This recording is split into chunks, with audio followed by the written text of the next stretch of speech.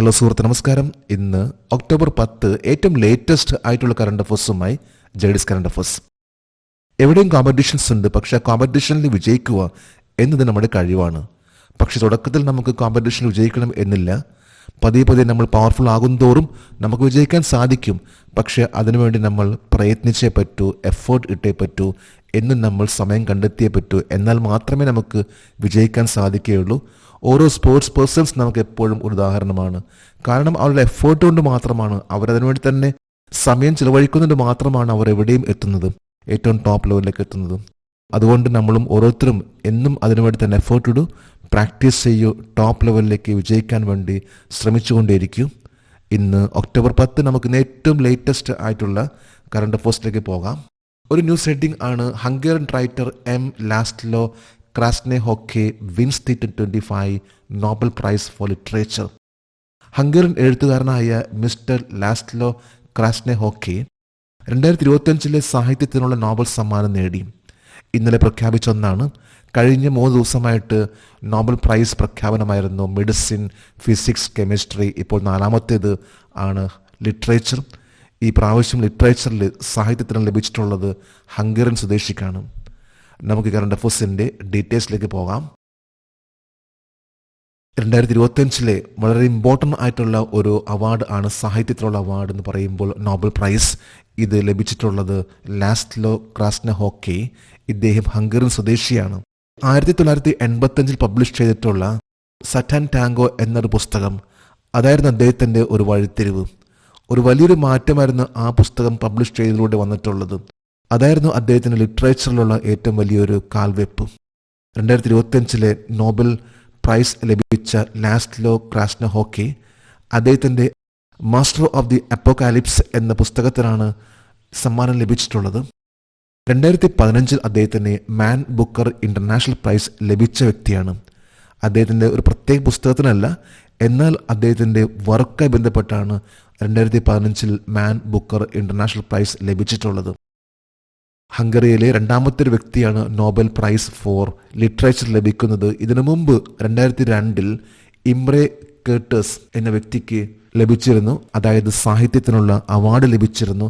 ഈ പ്രാവശ്യം the second person ആണ് Laszlo Krasznahorkai 2025 Nobel prize for literature എന്ന ആ ഒരു മേഖലയിൽ ലഭിച്ചിട്ടുള്ളത്.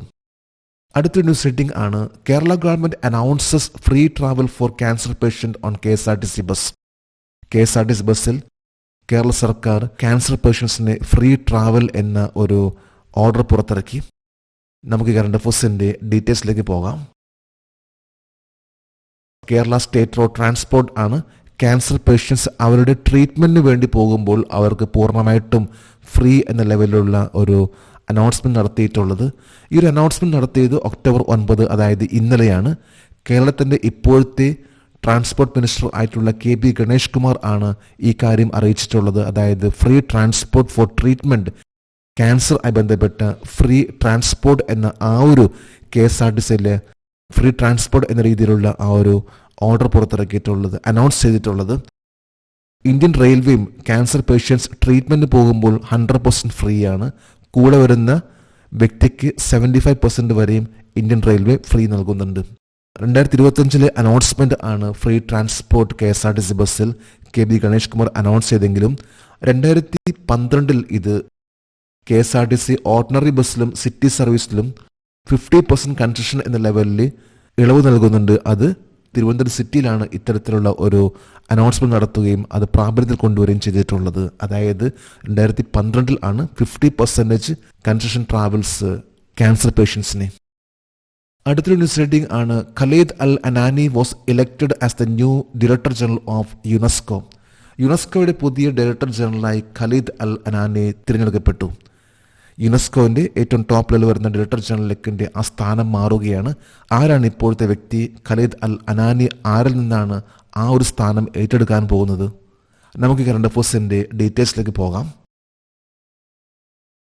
ഖലീദ് അൽ അനാനി 11മത്തെ ഡയറക്ടർ ജനറൽ ആയിട്ടാണ് ചുമതല ഏറ്റെടുക്കാൻ പോകുന്നത്. യുനെസ്കോ എന്നാൽ United Nation Educational, Scientific and Cultural Organisation. ഇതിന്റെ ഡയറക്ടർ ജനറൽ ആണ്, 11th ഡയറക്ടർ ജനറൽ ആണ് ഖലീദ് അൽ അനാനി. ഇതിനു മുമ്പ്, അതായത് 10ാമത്തെ director general of United Nation Educational, Scientific and Cultural ഓർഗനൈസേഷന്റെ ഹെഡ് ആയിരുന്നു. തലപ്പക്കത്ത് കുന്ന ഡയറക്ടർ ജനറൽ ആയിരുന്നു ഫ്രഞ്ച് സ്വദേശിയായിട്ടുള്ള ഓഡ്രി അസോലെ. ഖലീദ് അൽ അനാനി ആണെങ്കിൽ ഈജിപ്തിലെ ഗിസ എന്ന സ്വദേശിയാണ്. അദ്ദേഹം ഒരു പ്രൊഫസർ ആണ്. ഒപ്പം തന്നെ അദ്ദേഹം ഈജിപ്തിന്റെ ഒരു എക്സ് മിനിസ്റ്റർ കൂടിയാണ്. അടുത്തൊരു ന്യൂസ് റീഡിംഗ് ആണ്. California declares Diwali A state holiday. California Deepavali സംസ്ഥാന അവധിയായി പ്രഖ്യാപിച്ചു.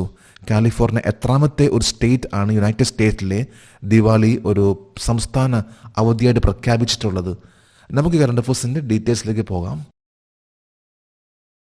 ഈ കഴിഞ്ഞ ഒക്ടോബർ 8-ാം തീയതിയാണ് കാലിഫോർണിയയുടെ ഗവർണർ കാലിഫോർണിയയിൽ ദിവാലി ഒരു സ്റ്റേറ്റ് ഹോളിഡേ ആയിട്ട് പ്രഖ്യാപിച്ചിട്ടുള്ളത്. കാലിഫോർണിയ ഒരു 3ാമത്തെ സ്റ്റേറ്റ് ആണ് ദിവാലി ഒരു സ്റ്റേറ്റ് ഹോളിഡേ ആയിട്ട് പ്രഖ്യാപിക്കപ്പെട്ട യുണൈറ്റഡ് സ്റ്റേറ്റ്സിന്റെ ഒരു സ്റ്റേറ്റ്.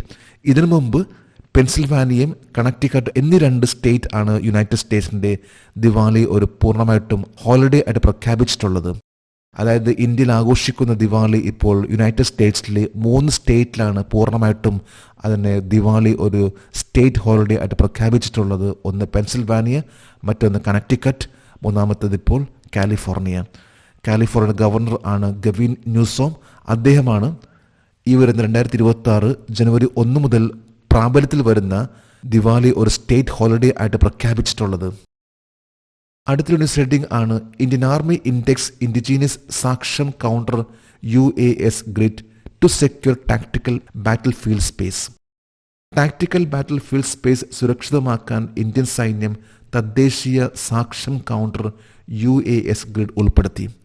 ഇന്ത്യൻ ആർമിയുടെ ഏറ്റവും ലേറ്റസ്റ്റ് ആയിട്ടുള്ള ഒരു ഡ്രോണുകളെ കൗണ്ടർ അറ്റാക്ക് ചെയ്യാൻ സാധിക്കുന്ന രീതിയിലുള്ള ഇന്ത്യയിൽ തന്നെ നിർമ്മിച്ചിട്ടുള്ള ഒരു കൗണ്ടർ അറ്റാക്ക് ഡ്രോൺ സിസ്റ്റം ആണ് സാക്ഷം. നമുക്ക് കറണ്ട് അഫയേഴ്സിന്റെ ഡീറ്റെയിൽസിലേക്ക് പോകാം. ഇന്ത്യൻ ആർമി ഏറ്റവും ലേറ്റസ്റ്റ് ആയിട്ട് ഉൾപ്പെടുത്തിയിട്ടുള്ള സാക്ഷം എന്നത് എന്താണ്?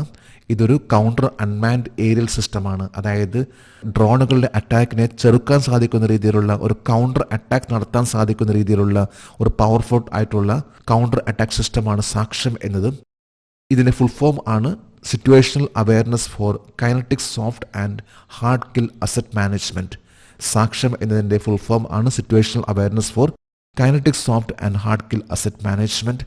ഇത് നിർമ്മിച്ചിട്ടുള്ളത് ഗാസിയാബാദിലെ ഭാരത് ഇലക്ട്രോണിക്സ് ലിമിറ്റഡ് ആണ്. BEL എന്നറിയപ്പെടുന്ന ഗാസിയാബാദിലെ ഭാരത് ഇലക്ട്രോണിക്സ് ലിമിറ്റഡ് ആണ് സാക്ഷം എന്ന ഏറ്റവും ലേറ്റസ്റ്റ് ആയിട്ട് ഇന്ത്യൻ ആർമി ഉൾപ്പെടുത്തിയിട്ടുള്ള ആ ഒരു ഡ്രോൺസിനെ അറ്റാക്ക് ചെയ്യാൻ സാധിക്കുന്ന രീതിയിലുള്ള ആ ഒരു പുതിയ സിസ്റ്റം കൊണ്ടുവന്നിട്ടുള്ളത്. 3000 മീറ്റർ ഉയരത്തിൽ, അതായത് 3 കിലോമീറ്റർ വരെ ഇതിന്റെ റേഞ്ച് ആണ്. ആ ഒരു റേഞ്ചിൽ വരുന്ന ഏതൊരു ഡ്രോണേയും അറ്റാക്ക് ചെയ്ത് നശിപ്പിക്കാൻ സാധിക്കുന്ന രീതിയിലുള്ള ഒന്നാണ് സാക്ഷം എന്ന ഇന്ത്യൻ ആർമിയുടെ ഏറ്റവും ലേറ്റസ്റ്റ് ആയിട്ടുള്ള ഒരു കൗണ്ടർ അൺമാൻഡ് എയറിയൽ സിസ്റ്റം വന്നിട്ടുള്ളത്. ഇന്നത്തെ കറണ്ട് അഫയേഴ്സിന്റെ ലാസ്റ്റ് ഹെഡിംഗ് ആണ്. ICG conducts 10th NAT POLREX X and 27th NOS DCP.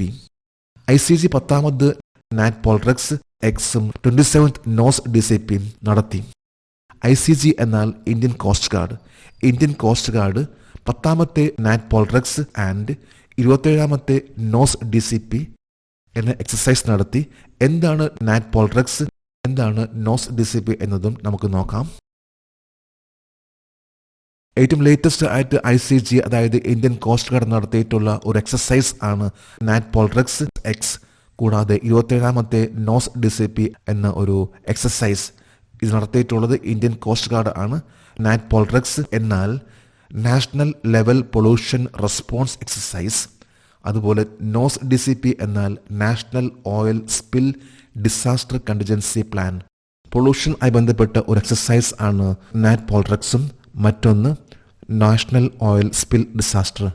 ഈ ഒരു എക്സസൈസ് നടത്തിയിട്ടുള്ളത് ഒക്ടോബർ 5 മുതൽ 6 വരെ ചെന്നൈ തീരപ്രദേശത്താണ്.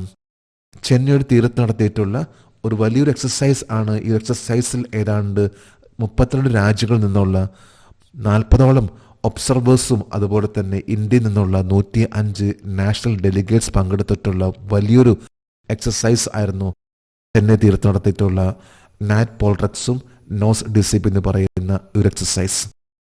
പിന്നെ ഏറ്റവും ലേറ്റസ്റ്റ് ആയിട്ടുള്ള കറണ്ട് അഫേഴ്സ് ആണ് നമ്മൾ ഇന്നിവിടെ അപ്ഡേറ്റ് ചെയ്തിട്ടുള്ളത്.